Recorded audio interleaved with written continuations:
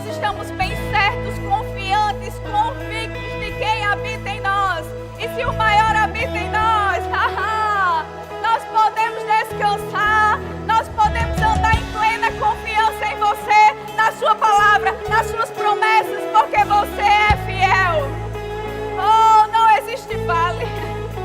Não existe vale que resista ao poder do dunamis. O poder que você nos entregou. Existe um poder dinamite. Existe um poder dinâmico. Oh, obrigado, Senhor, pela tua unção, pelo teu Espírito, alcançando e tocando as nossas vidas, em nome de Jesus. Amém. Aleluia. Você pode sentar? Aleluia. Bom dia.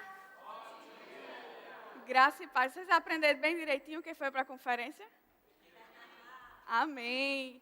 Como é que vocês estão? Que privilégio estar aqui diante de vocês novamente. A minha igreja amada, a minha igreja querida. É um privilégio mesmo. Obrigada, pastor Elu, pela confiança mais uma vez. A gente queria só vir passear mesmo, mas a gente veio a serviço do reino. Em breve a gente vem para passar mais tempo, mas a gente veio cumprir essa missão aqui. E sabe, queridos, eu e Vitor, nós somos membros desse corpo aqui. A gente não é um membro decepado, não. A gente é um membro enviado. A gente ainda pertence, estamos conectados com vocês. Amém? Aleluia. E as notícias missionárias desse mês vêm ao vivo. Deus tem feito grandes coisas lá. E tem sido um tempo glorioso, precioso de crescimento, de esticamento. A gente tem experimentado de uma graça sobrenatural, vivenciado aspectos que a gente ainda não tinha vivido mesmo, mas nós cremos que Deus está operando aqui como Ele também está operando lá. Amém? E eu estava, querido, pensando em algo para trazer, para ministrar para vocês, e de repente eu estava lá no culto domingo com o Vitor sentado, e essa palavra saltando, eu disse, não faz sentido, Senhor. A gente é do verbo da vida, da palavra da fé, eu nem escuto muito falando sobre isso, eu não vou ministrar sobre isso, não. E de repente o Espírito Santo disse, vá lá no Verbo Shop, você vai ver que a gente tem algo dentro da nossa visão acerca desse tema. E eu cheguei lá, a menina me apresentando uns livros, eu fiz, não é esse ainda, não é esse. Ela disse, mas tem um de Kenneth Hagin Jr. aqui. Qual é esse livro? Aí ela disse, Saia do Vale. E o Espírito Santo tinha falado ao meu coração sobre o vale. E eu estava tentando discernir que vale seria esse, o que era que ele estava querendo ministrar ao meu coração. Eu pensei, será que é só sobre mim? Mas veio clareza e nota e revelação para que eu pudesse transmitir também a você. Amém? Então essa é uma manhã, querido, você sair do vale. Eu não sei qual vale você se encontra, qual a circunstância que se levantou aparentemente sobre a tua vida. Mas eu sei de uma coisa, você não nasceu para estar no vale. Você nasceu para triunfar. Você nasceu para estar no pico da montanha. Aleluia. E vale, naturalmente falando, é um acidente geográfico. O vale, quando a gente vê montanhas, vales, o vale é um acidente geográfico que é tipicamente marcado por áreas baixas, de baixa altitude. E algo que me chamou a atenção é que nesse local de baixa altitude, existe uma característica interessante. É que a pressão atmosférica é mais elevada nesses lugares. E sabe, quando você está passando por circunstâncias, por adversidades que te colocam dentro de um vale, é possível que você esteja vivendo um nível de pressão que você não foi criado para viver e suportar. Você não foi criado para estar debaixo de grandes pressões. Você foi criado e chamado por Deus para andar no pico da montanha. E quando você está no pico da montanha, andando conforme aquilo que a palavra já diz ao teu respeito, você consegue tirar pessoas desse lugar chamado vale. Porque você não foi criado para esse lugar. Aleluia. E o irmão Kenneth Hagin Jr., a nossa base, as nossas raízes, eu indico esse livro para você, você vai ser tremendamente edificado. Quem esteve na conferência de ministros viu como foi precioso, como existiu uma unção de honra naquele lugar e coisas foram ativadas, despertadas, existe uma nova unção sobre o nosso ministério, amém? E ele fala assim, Jesus nos mostrou como ativar o poder do Pai para dinamitar um bloqueio no caminho, a fim de sairmos andando de qualquer vale no qual o diabo procura jogar-nos. Ei, querida, existe um poder disponível. Quando ativamos esse poder sobrenatural, não importa onde o diabo tem que tentar te colocar, seja nas tuas emoções, seja na tua mente, ou seja através de circunstâncias externas, esse poder vai dinamitar e vai abrir um caminho, um acesso para que você saia desse lugar e ande de forma triunfante. Amém. Aleluia. Aleluia. O salmista Davi, no Salmos 23, no verso 4, ele diz assim: ainda que eu ande pelo vale da sombra da morte. Sabe, esse homem, ele era experimentado, querido. Ele já tinha sofrido perigos de vida, de morte, de fato. Os historiadores vão dizer que Davi escreveu boa parte desses salmos quando ele se encontrava em um processo de fuga contra as investidas de Saul para lhe matar. E ele diz assim, ainda que eu ande, você não permanece nesse lugar. Você não precisa permanecer nesse lugar. Ainda que eu ande no vale da sombra da morte, não temerei mal nenhum, porque tu estás comigo. O teu bordão e o teu cajado me consolam. Sabe, o problema não está em passar pelo vale. As circunstâncias, elas se levantam. O pastor estava falando, nem tudo vai ser flores na nossa vida. Ainda temos um inimigo. Ainda estamos nesse mundo. Mas ele estava dizendo, então o problema não se dá por passarmos por vale, por problemas, por circunstâncias. O real problema está em não localizar Deus mediante essas circunstâncias. O problema está quando você se depara com a pressão e você não consegue localizar que Deus está pronto para te tirar de lá. O problema está quando você passa por uma pressão e você não consegue enxergar que a palavra de Deus é a verdade. E que a verdade, ela pode subjugar essa realidade física, porque essa é a verdade absoluta. Aleluia. O problema é quando você se depara com a enfermidade e você acredita que aquilo pode ter relação com o que Deus quer para a tua vida. Então Davi, ele sabia que as circunstâncias, elas não tinham uma fonte que era Deus. Ele disse, eu posso passar por isso, mas eu tenho uma garantia, eu tenho uma certeza, por isso eu não temo. Qual é essa certeza? Ele está comigo. Aleluia. Sabe, Davi, ele foi ungido rei. Quando a gente olha para a palavra, aquilo se deu de uma forma maravilhosamente. O pai apresenta os irmãos mais imponentes. A palavra fala que os 7 filhos estavam lá de Jessé. O profeta Samuel chega naquele ambiente e ele apresenta todos. Veja, gente, um profeta naquela época, numa antiga aliança, tinha um outro significado. Então, certamente, se o pastor fosse receber Kenneth Reagan Jr., lá em casa, ele ia chamar todos os filhos. Mas Davi, ele nem sequer foi chamado para estar na casa. Ele estava distante. Existia uma rejeição mais profunda do que a gente consegue contemplar ali. Ele era, de fato, excluído, escanteado.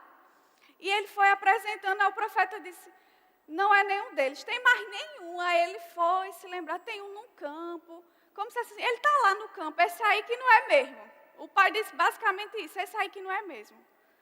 Mas de repente, querido, o profeta disse, ei, a gente só senta quando ele chegar. E aquilo foi o pico. Sabe, muitas vezes a gente recebe profecias, palavras específicas de Deus. O apóstolo Paulo falou isso para Timóteo, ei, lembra daquilo que você já foi alvo, das profecias que você já foi alvo. E isso é o pico da montanha. Muitas vezes você recebe uma palavra, ei, você vai tocar nações. Ei, cura vai fluir através da sua vida. Ei, você vai andar num nível de prosperidade que você vai alcançar pessoas por causa dos recursos que Deus vai te confiar. E é muito bom a gente escutar isso, mas a gente precisa entender que entre o cumprimento da profecia, o pico da montanha, existe um processo, existe um vale, porque Davi, ele teve essa profecia revelada de uma forma sobrenatural. O profeta vai na casa dele, chama ele, espera por ele, unge ele rei, querido. Ele foi ungido rei. Mas ele não saiu do processo de ser ungido direto para o trono. Ei, respeita os processos de Deus na tua vida. Aleluia. E Davi, queridos, ele foi ungido rei, mas ele não assume o trono. Ele enfrenta o leão, ele enfrenta o urso, ele enfrenta o gigante no vale do Elá. Davi, ele enfrentou o gigante no vale do Elá. Isso me mostra, queridos, que o vale pode preceder, ele antecede o pico da sua montanha. As circunstâncias que você está vivendo hoje, ela antecede o pico da sua montanha, então não desista. Não desista. Persevere naquilo que Deus tem para a sua vida. Aleluia. Quais as circunstâncias que o diabo tem levantado? O que é que você tem se deparado como vale hoje na sua vida? Suba de nível às custas do diabo, querido. Suba de nível, suba de nível, suba de nível. Sabe, o profeta Abacuque, o pastor gosta muito de citar isso no capítulo 3, no verso 19, ele diz: ei, o meu Deus me faz andar altineiramente. Você foi criado para estar em lugares altos. Aleluia. Vai lá comigo em Romanos 6, 22. Mas existem alguns vales, quando a gente enxerga na palavra de Deus, existem alguns vales que não são legalmente para se estar na nossa vida, diante das nossas vidas. Romanos 6, 22 diz assim: agora, porém, libertos do pecado, transformados em servos de Deus, tende o vosso fruto para a santificação e, por fim, vida eterna. Querido, você não precisa mais estar no vale dos pecados. Você não precisa mais cair nas mesmas coisas, porque desse vale você já foi liberto. Você não precisa mais fraquejar, você não precisa mais fracassar nas mesmas coisas, porque você é livre. A palavra de Deus diz lá em João 8,36, se o Filho vos libertar, verdadeiramente sereis livres. E quem é o Filho? Quem é o Filho? E Jesus é quem? João 1 diz que ele era o Verbo. O Verbo, a palavra, querido. Oh, as verdades que um dia te libertou, elas são as mesmas que lhe mantêm liberto. Oh, aleluia. Ele é a verdade. Ele é o caminho. E à medida que a gente conhece a verdade, essa verdade vai nos libertando. À medida que a gente permanece constantemente na palavra, a gente segue liberto. Então você foi chamado para tirar pessoas desse vale, mas esse vale é ilegalmente na sua vida, porque você já é livre. Então você não precisa se pegar caindo nas mesmas coisas, você não precisa cair na pornografia, você não precisa cair no adultério, porque você é livre. Aleluia. E existe um outro vale que você também não precisa estar, que é o vale da desesperança. Você tem uma viva esperança. 1 Pedro 1,3 diz assim: bendito Deus e Pai do nosso Senhor Jesus Cristo, que segundo a sua muita misericórdia nos resgatou para uma viva esperança, mediante a ressurreição de Jesus Cristo dentre os mortos. Existe uma viva esperança, querido. Você não está aqui por acaso. Existe uma pátria celestial que vai te aguardar, que me aguarda. Temos uma viva esperança dele. Você também já foi liberto do vale da miséria. Você não precisa mais andar na condição de falta, de escassez. Porque em Cristo, querido, isso também já foi resolvido. Thalita, mas eu não consigo identificar isso. Mas em Cristo está resolvido e você pode mudar essas circunstâncias. A palavra diz em 2 Coríntios 8:9: pois conheceis a graça de nosso Senhor Jesus Cristo, que sendo rico, se fez pobre, por amor de vós, para que pela sua pobreza vos tornasseis ricos. Ei, querido, você é próspero.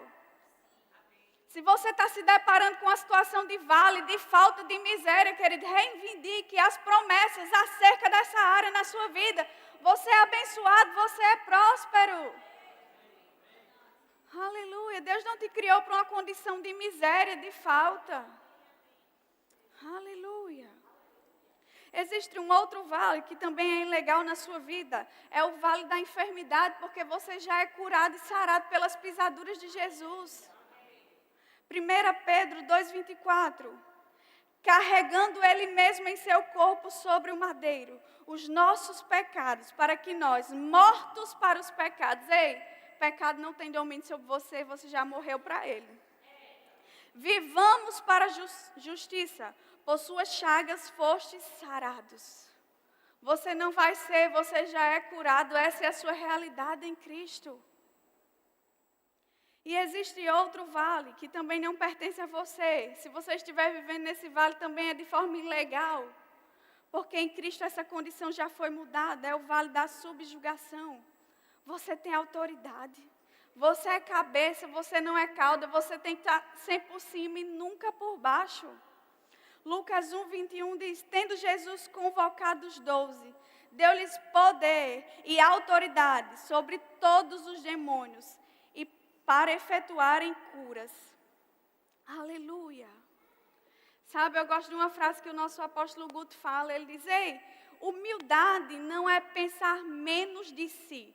Humildade é pensar menos em si. Amém. Aleluia.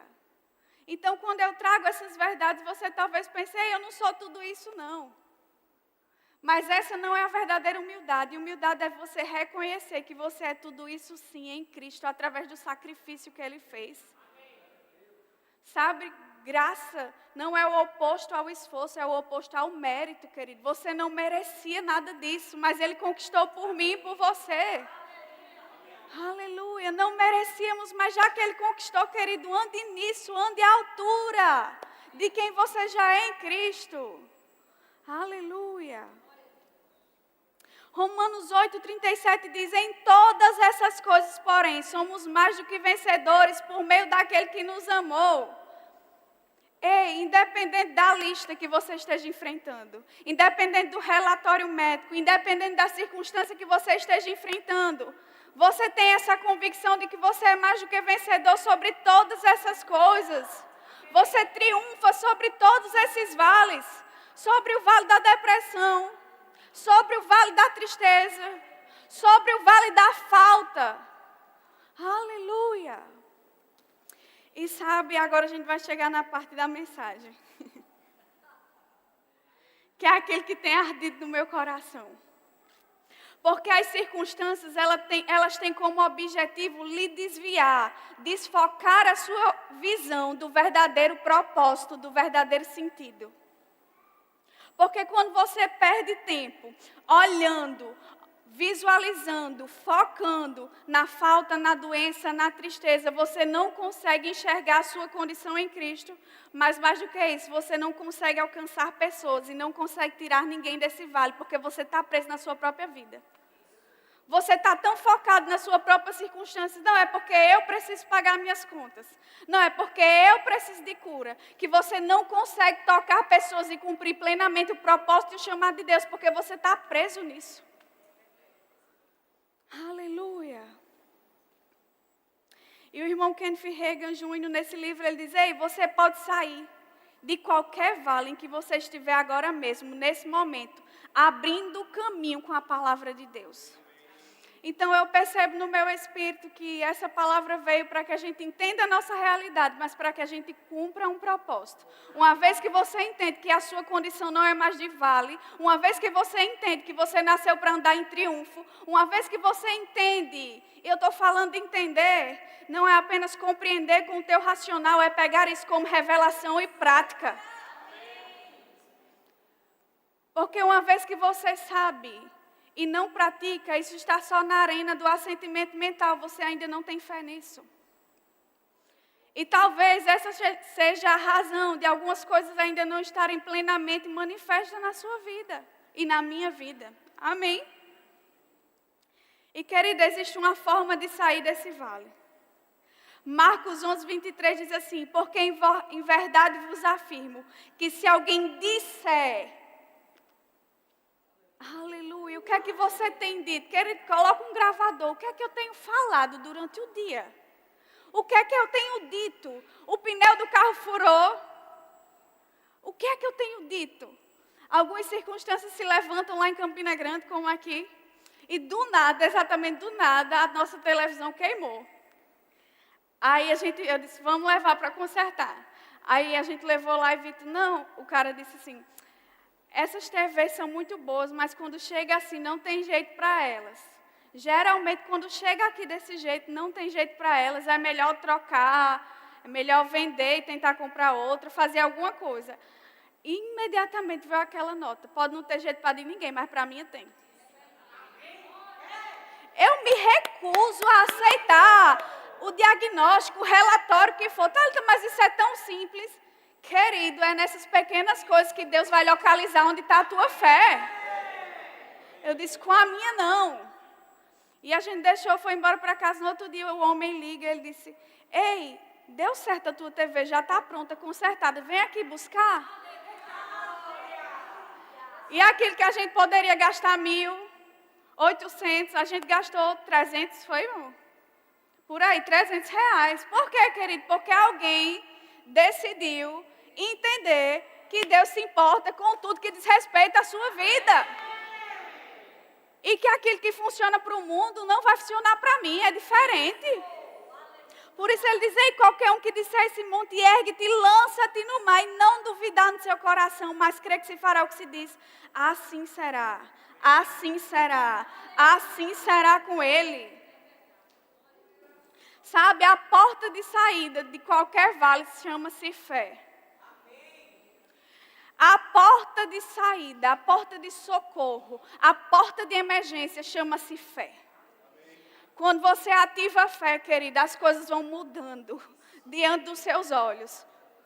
Quando você não duvida no seu coração, mas você crê e fala, crê e fala, crê e fala, você vai vendo as coisas tomando forma ao seu redor. Não conforme as circunstâncias estão atualmente, mas conforme aquilo que você diz crer. Aleluia. Mas por que nós precisamos sair do vale? Existe um propósito muito maior para você sair desse lugar. Para você sair desse lugar que está olhando a sua circunstância, o meu próprio umbigo, o que não está acontecendo. Chama-se pessoas, querido. Existem pessoas do outro lado da sua obediência. Existem pessoas aguardando que você deixe de viver para si mesmo. E toque elas. Aleluia. Atos 20 e 24, eu quero que você abra comigo. Atos no capítulo 20, no verso 24.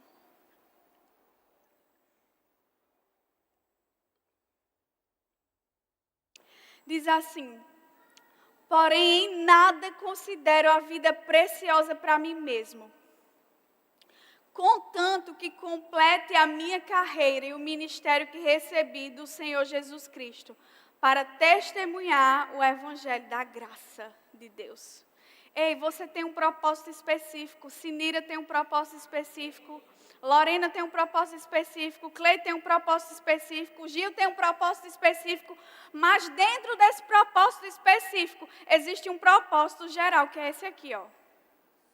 Completar sua carreira ministerial, mas você tem que dar testemunho do evangelho. Aleluia. Querido, aquilo que você recebeu é precioso demais para ficar só com você. Aleluia. Somos os instrumentos pelos quais Deus se tornará conhecido. Deus enviou o seu filho, mas quem conta essa história sou eu e é você. Aleluia. Aleluia. William Carey foi um homem conhecido como o pai das missões modernas. E ele, entendendo esse chamado, entendendo essa percepção, entendendo esse comando de testemunhar o evangelho, ele decidiu falar numa roda de ministros sobre como Deus poderia alcançar. Ele percebeu um chamado para a Índia e ele decidiu compartilhar isso numa roda de ministros. Ele decidiu falar para as pessoas, ei, Deus quer alcançar aquele povo. Ei, Deus quer alcançar os muçulmanos. Ei, Deus quer alcançar aquelas pessoas. E sabe o que responderam para ele? Jovem, sente-se, quando Deus quiser converter os pagãos, Ele o fará sem a sua ajuda ou a minha. Essa é a maior mentira, querida. Essa é a maior mentira que existe. Porque Deus, sendo soberano, todo-poderoso, ainda assim Ele escolheu que você e eu fossemos cooperadores dEle. Então não espere que o Evangelho seja propagado de forma automática. Não, existe eu e você nessa terra. Se não fosse assim, querido, você aceitava Jesus, você já ia diretamente para o céu. Afinal de contas, o que é que a gente vai fazer aqui? Não, querido, nós temos uma missão de dar testemunho. E graças a Deus, diga graças a Deus. O William Carey, ele não ficou com aquele relatório, ele não ficou com aquele diagnóstico. Ele foi para a Índia, queridos. E lá esse homem, ele traduziu a Bíblia para 44 idiomas. E não só isso, hoje as mulheres naquele país agradecem a ele, porque ele lutou contra o sati, que era um método, quando um homem morria, a sua esposa, ela era queimada viva. E isso foi abolido depois da chegada de William Carey. Ei, o que é que você pode fazer para Deus?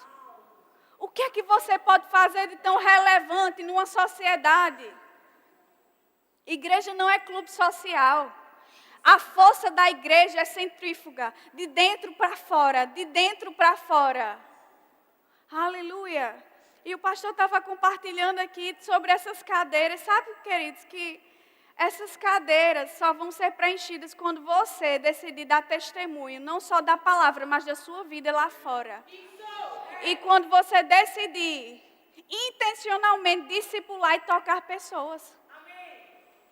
Porque Paulo, ele teve a ousadia de dizer, sede meus imitadores como eu sou de Deus. Você tem essa coragem de dizer no seu trabalho, ei, me imitem, porque eu sou imitador de Deus. Você tem coragem, você tem vivido uma vida tão íntegra, tão transparente, ao ponto de você conseguir anunciar com a sua boca, ei, pode me imitar, pode me seguir, porque eu sigo um. Aleluia. Aleluia. E a gente tem uma frase muito conhecida que diz, omissão lhe empurra para o outro lado do mundo ou para o outro lado da rua, mas parado você não fica. Você não pode deixar de anunciar aquilo que você tem visto, ouvido, querido. Aleluia. Aleluia. É por isso que você não pode se pegar no vale, vivendo a sua própria vidinha, preocupado com seus problemas, pagar a conta. Não, querida, existe um nível mais elevado. Existe uma causa que vai te mover. Que te tira dessa zona de conforto, de um evangelho que só te traz os benefícios para você mesmo. E você continua acomodado, vivendo a sua vida da mesma forma. Não, querido, tem que haver uma diferença, tem que haver uma distinção. E lembrar esse porquê vai lhe sustentar num dia difícil. Lembrar o porquê você está aqui na terra vai lhe sustentar num dia difícil. Ei, eu tenho um propósito. Existem pessoas que contam comigo. Existem pessoas que contam com a senhora no Santa Catarina. Então eu vou lá e faço o que precisa ser feito. Vai ter dias, querido, que você não vai querer. Vai ter dias que você não vai querer dar testemunho com a sua vida. Vão pisar no seu calo, no seu trabalho. Você queria dar um chutão de volta. Mas por conta da sua causa, você não faz isso. Qual é a sua causa? O que é que te move? O que é que desperta você viver uma vida para além de você mesmo? Aleluia. Vai comigo em Mateus 28, 19 e 20. Mateus 28. Alguém que decidiu ressuscitar Jesus. E de repente ele deixa as últimas instruções. No capítulo 28 de Mateus, no verso 19, diz assim, ide, portanto, e fazei discípulos. E a gente estava tendo uma disciplina na escola de missões que era de discipulado. E algo me chamou a atenção, porque ela disse, ei, você já observou que todo mundo pode ir? O turista vai, o empresário vai, no sentido de ir pelas nações, amém?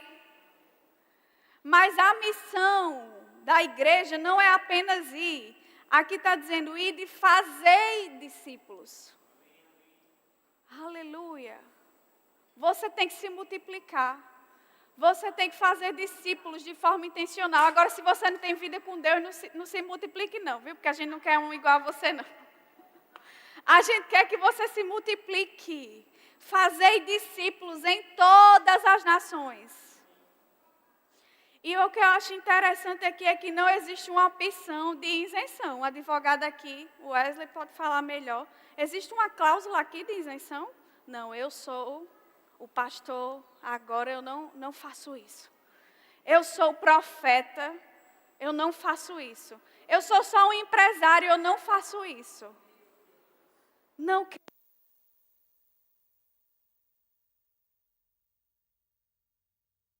Aleluia. Não, queridos, é aonde você estiver.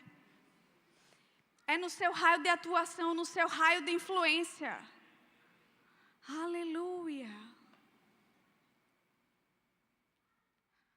Aleluia. Ele continua dizendo, batizando-os em nome do Pai e do Filho e do Espírito Santo, ensinando-os a guardar todas as coisas que vos tenho ordenado. E eis que estou convosco todos os dias, até a consumação do século. Aleluia. Sabe, a gente teve uma disciplina e Verônica foi a professora. Ela deu um exemplo interessante e eu queria citar esse exemplo para vocês. Eu queria saber o que é que a gente faz no intervalo de um jogo. O pastor foi atleta profissional. O que é que vocês fazem no intervalo do jogo? Descansa? Faz o que mais no intervalo de um jogo? Conversa, bebe água, descansa. Vitor disse que no intervalo do jogo de futebol americano dele, ele podia até comer uma barrinha de cereal. Só em futebol americano, né, pastor? E ela trouxe um aspecto bem interessante. Ela disse, ei, escola de missões é intervalo. Conferência é intervalo. Livros é intervalo. O campo são as pessoas. Ei, querido, vim à igreja e ouvi um sermão, uma palavra de 50 minutos, não discipula ninguém, isso é intervalo. Você está se enchendo para tocar alguém. Livro é intervalo, você se enche para tocar alguém. Não é porque o meu ministério, o meu chamado, querido, não é sobre você. Não diz respeito a você, isso é intervalo do jogo, querido. Volte para o campo e faça alguma coisa relevante. Aleluia. Existe uma pesquisa. Escuta isso, a pesquisa revela o seguinte: como as pessoas se convertem. De 5 a 10%, um nível baixo, é através de uma pregação evangelística ou de um culto. Vamos supor, aquilo que a gente faz, evangelismo de impacto, evangelismo nas ruas, cruzadas. E de 2 a 3% se convertem através de um folheto de literatura. Quando a gente acha que evangelizar é só sair entregando um folheto, né? E de 2 a 3% também porque leram a Bíblia sozinhos e se converteram porque foram à igreja, ou porque foram à igreja. Olha isso, de 2 a 3% são pessoas que se convertem porque leram a Bíblia sozinha, ou que foram à igreja e se converteram. Se levantou, pastor, no domingo à noite.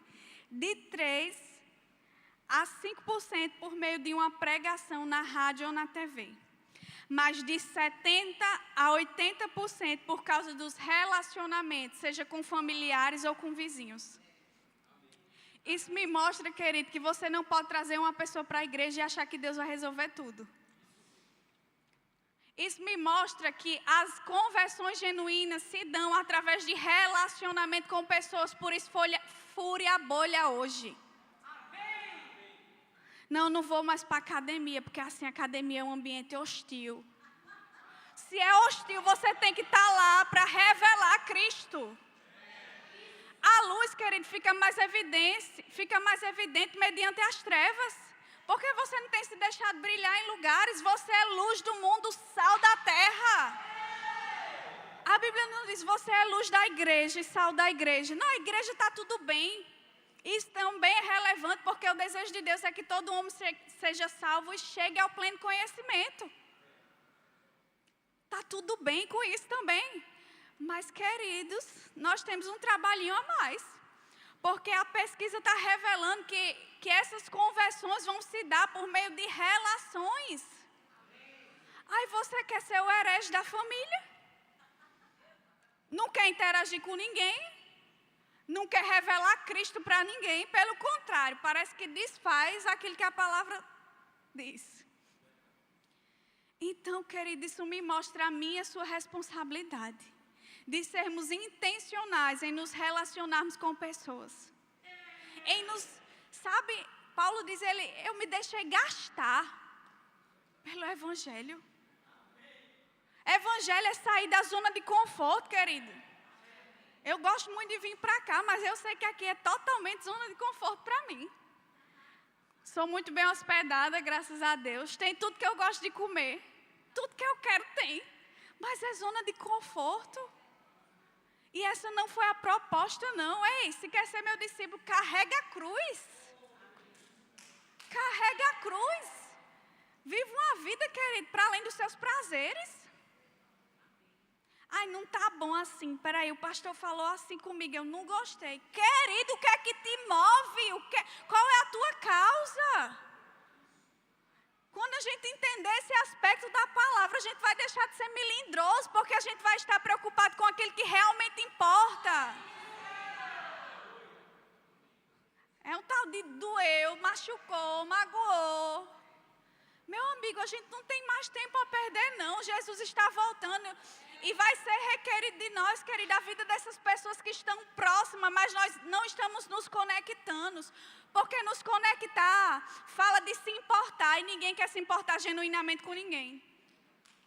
Você já percebeu que as perguntas de hoje em dia já são assim? Tá tudo bem, né? Você não se dá o trabalho nem de perguntar como você está. Você já quer afirmar, tá tudo bem, né? Porque você não quer nem ouvir o problema daquela pessoa. Porque você já fala, eu já tenho tanta preocupação comigo, com a minha vida. Meu marido, Thalita, meus filhos, queridos, se importam com as pessoas, porque Jesus se importou. Pare para ouvir, porque Jesus parou para ouvir. E nós precisamos imitá-lo. Aleluia. Acho que tem gente dizendo, pastor, traga mais ela não. Ô Pedro, a culpa é tua que me convidou. Aleluia. E um certo professor diz, ei, o problema não é o islamismo radical. O problema é a igreja nominal. A igreja só de nome. O islamismo é a religião que mais cresce no mundo. O cristianismo é a maior, mas o islamismo vem numa crescente. E sabe por que eles têm crescido? Porque eles têm saído da bolha e eles têm discipulado pessoas. Ei, o discipulado é uma bênção. Eu amo discipulado, está acontecendo. Mas o primeiro contato dessas pessoas não vai ser o discipulado lá, não. Vai ser o discipulado com você. Você se importando com elas. Ei, como é que você está? Intencionalmente. Você tem algum motivo de oração? Porque eu vou me gastar por você. Sabe quantas vezes a gente chega nesse lugar secreto e a gente só consegue falar da nossa própria vida? Em vez de conseguir tirar o olhar de si mesmo e tocar pessoas, Senhor, o que é que você quer que nós façamos junto em oração? Quem você quer tocar hoje através da minha oração? Eu vou cooperar com o teu Espírito. Me mostre, me revele. Mas a gente já chega assim, Senhor, eu tenho 10 minutos, viu? Fale aí. Eu vou fazer uns pedidos, então você só tem 5 para falar comigo. Se você não falar dentro desses 5, eu já vou ter que ir trabalhar, então já não deu certo. É uma geração acelerada, imediatista, tem que ser agora, para ontem. E a gente não tem conseguido parar para ouvir Deus. A gente não tem conseguido extrair o que está no coração de Deus. E Simon Potter, naquele livro, o Shuai, ele vai dizer, ei, se você parar e colocar o seu ouvido no coração de Deus, você vai ver que Ele pulsa por vidas. Ei, você vai enxergar que são pessoas. Israel, gente, Israel foi escolhida para revelar Deus às pessoas. Mas Israel, ele falhou nessa missão. Então a igreja é levantada para espalhar o Evangelho. Mas nós não podemos falhar como Israel falhou. O povo, Israel entendeu errado. De fato, Israel entendeu tão errado que eles se achavam mais importantes do que todo mundo. Nós somos santos, somos separados, e de fato eles eram, mas a finalidade deles é que eles fossem um outdoor de quem Deus era e atraísse as demais nações para si. Israel, a localidade dela era de uma forma específica, para que os outros fossem atraídos. Mas a igreja agora é o ide, fazer discípulos, fazer discípulos. O pastor, queridos, não vai estar lá no teu trabalho, não. Ele já está fazendo no trabalho dele. Quantas pessoas foram alcançadas? Aí tem muita gente preocupada. Não, é porque eu quero viver só para o meu chamado, só para o meu ministério. Querido, o propósito geral é esse, anunciar Cristo. Se você está em onde tem pessoas, você está no lugar certo. Você está localizado onde Deus pode te usar. Aleluia. Aleluia. A grande comissão é chamada para fazer discípulos e não convertidos, queridos. Tem gente que porque evangeliza, acha que a sua causa é maior do que a de todo mundo. Aí diz, eita, hoje eu ganhei 10 para Jesus. Ganhou 10, como o pastor disse, a mulher botou no mundo, nasceu, e aí? Acabou o seu trabalho? Uma mãe tem um filho, deixa o recém-nascido lá? Não, querido, o confessar não é o ápice, não. Ele chegou no confessar, agora vamos para o discipular. Não é porque eu fui ali na rua, se converteu 10 pessoas, porque eu quero uma pessoa por dia, pastor, eu quero uma conversão por dia, tudo bem. Mas será que não vai ser mais eficaz você escolher uma pessoa e investir nela através do discipulado? Pesquisas já apontam que isso vai ser mais eficaz. Porque às vezes o povo aceita Jesus só para se livrar de você. Porque você fica, você quer aceitar Jesus, você quer aceitar Jesus, você quer... A pessoa, eu vou aceitar só para essa pessoa se embora aqui. Você já está ficando igual os testemunhos. O povo já não quer, vê que é crente, vai ficar, quer aceitar Jesus, quer aceitar Jesus, quer aceitar Jesus. Querido, o aceitar Jesus precisa ser o fruto de um conhecimento, de uma revelação e do entendimento. As pessoas não podem repetir essa confissão só porque são papagaio repetindo, não. Precisa chegar à luz, precisa chegar à clareza. Então, invista nos relacionamentos com o intuito de discipular pessoas. Não, se ela confessar Jesus, aí eu vou cuidar dela. Não, invista até que. Mande uma mensagem, querida, eu me importo com você. Aí o povo já quer. Não, vamos lá na igreja, no domingo o pastor vai pregar. Se o pastor pregar bem, aí ela aceita Jesus. Não, e não funciona, porque ela nem conhece o pastor, mas ela conhece você e a sua vida. Então, enquanto você estiver vivendo uma vida íntegra, que inspire, que se importe com ela, aleluia, a possibilidade dela se converter é muito maior. Aleluia. E eu queria contar a história para vocês de forma breve de Sophia Muller. Sophia Muller foi uma mulher que se converteu em Nova York em 1945 e ela foi para a Colômbia evangelizar os povos indígenas, as tribos indígenas. E Sophia, ela trabalhou de forma incansável. Ela ensinava, alfabetizava aquele povo e ensinava a palavra de Deus. E certa vez alguém foi entrevistar ela e perguntou assim: como foi o seu chamado? Como foi esse chamado, de você largar tudo em Nova York e vir para cá? Não tem muitos benefícios, naturalmente falando. Ela falou, ela olhou e respondeu: eu jamais tive um chamado, eu li uma ordem e obedeci. Às vezes a gente está esperando um chamado sobrenatural. Eita, você é profeta. Você é chamado nos 5 dons. Não, você lê a ordem e de fazer discípulos e obedece a isso, sem se importar com o título. Aleluia. Aleluia. Eu já estou acabando, eu queria chamar o Ministério de Louvor. Sabe, eu vou contar uma última história para vocês. Existiam 2 jovens moravianos de 20 anos. Eles ouviram sobre uma ilha no leste da Índia, cujo dono era um britânico agricultor e ateu. Este tinha tomado das florestas da África mais de 2.000 pessoas e feito delas seus escravos. Essas pessoas iriam viver e morrer sem nunca ouvirem falar de Cristo. E de repente esses jovens fizeram contato com o dono dessa ilha e perguntaram se poderiam ir para lá como missionários. E a resposta do dono foi imediata: nenhum pregador e nenhum pregador chegaria nessa ilha para falar sobre essas coisas sem sentidos. Eles então voltaram e começaram a orar. E eles chegaram a uma nova proposta para o dono da ilha. Eles disseram assim: e se fôssemos a sua ilha como seus escravos para sempre? E para que aquelas pessoas ouvissem o evangelho, a gente vai como escravo. Essa foi a proposta deles para o dono da ilha. E o homem disse que aceitaria que eles fossem como escravos permanentes, mas não pagaria nem o transporte deles, nem o percurso que eles iriam percorrer de navio. Ele disse: ei, se vocês querem ser escravos, nem isso eu pago para vocês. Então os jovens, eles se venderam como escravos e usaram o valor da sua própria venda para custear essa viagem. Aleluia!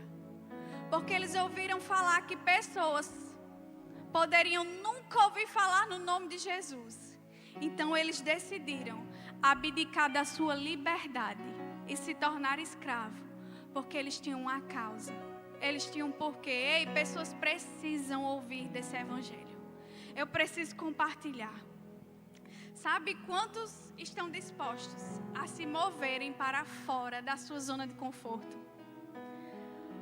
Aleluia. Quantos estão dispostos? Humanamente falando, querida, aquela condição era de morte. Quantos estão dispostos a se moverem de encontro ao propósito genuíno? Porque você entendeu, eu não estou no vale, mas eu preciso resgatar pessoas desse lugar de vale. Existem pessoas indo para as trevas e eu preciso, querido, ser esse braço que levanta, que tira, esse braço que alcança as pessoas nesses lugares. Aleluia. E quando a gente fala, querida, a gente fala assim, parece que fica muito distante. Thalita, eu nem sou missionária, eu vou para onde? Talvez você não seja um missionário transcultural que vá para o outro lado do mundo, mas para o outro lado da rua você precisa ir. Você precisa anunciar Jesus com as suas palavras e com a sua vida também. Amém? Sou missionária agora, né, minha gente? Vocês queriam o quê? Queriam o quê? Sabe, querido, estar lá em Campina nesse tempo é muito desconfortável. Mas Atos 20 e 24 tem sido o versículo que queima no meu coração. A Adriele perguntou uma vez: o que é que Deus tem ministrado ao seu coração? Sabe, Deus tem ministrado ao meu coração sobre viver uma vida além de mim mesmo. Não ter a minha própria vida como preciosa. Algumas coisas são desconfortáveis, mas o evangelho sempre vai te empurrar para esse lugar, te tirar da zona de conforto mesmo, te tirar do cômodo. E se você é tímido, falar com alguém na rua é te tirar da zona de conforto. Aleluia. Feche os seus olhos. Oh, obrigado, Senhor, porque compreendemos que o lugar de vale não é para nós. Mas uma vez que saímos desse lugar, nós também entendemos que podemos tirar pessoas desse lugar de trevas, Senhor. Nós nos dispomos, Pai, para viver uma vida segundo o Teu bom propósito, Pai. Aquilo que realmente importa, aquilo que realmente tem valor para você, Senhor. Que são vidas, que são pessoas que precisam ser alcançadas com o amor que você já derramou no nosso coração. Oh, Pai, não queremos estar tão bitolados, preocupados, fixados nas nossas próprias vidas ao ponto de não enxergar o outro, a dor do outro, Pai. Queremos nos importar de forma genuína como você se importou. Porque essa é a nossa causa, você é a minha causa, você é a nossa missão, Pai. Oh, Rambaxerererere. Você pode se render ao Senhor dentro de você. Sabe, querido, eu não sei o que você vai fazer particularmente. Eu não sei quem Deus vai te confiar para discipular, para cuidar nesse tempo. Mas eu quero que você esteja sensível à voz do Senhor mesmo. Compreendendo que Ele quer que você viva uma vida para além de você mesmo. Uma vida movida por um propósito, por uma causa. Pessoas precisam dessa revelação.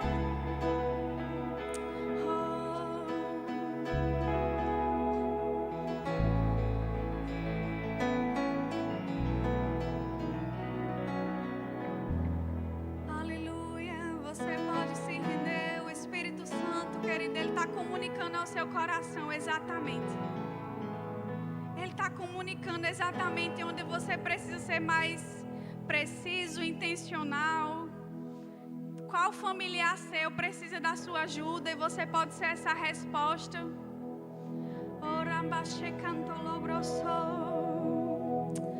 Aleluia.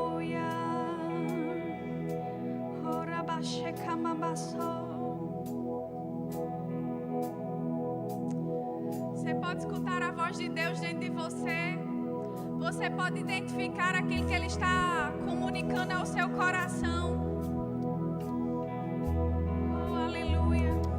Obrigada, Senhor, porque não seremos mais os mesmos. Obrigada porque a Tua palavra é verdade, Senhor. Ela é a verdade absoluta e ela nos manda fazer discípulos. Ela nos manda ir, ela nos manda cumprir, Senhor, o Teu bom propósito e anunciar que Jesus veio e deu a sua vida por muitos. Obrigada, Senhor. Aleluia. Amém.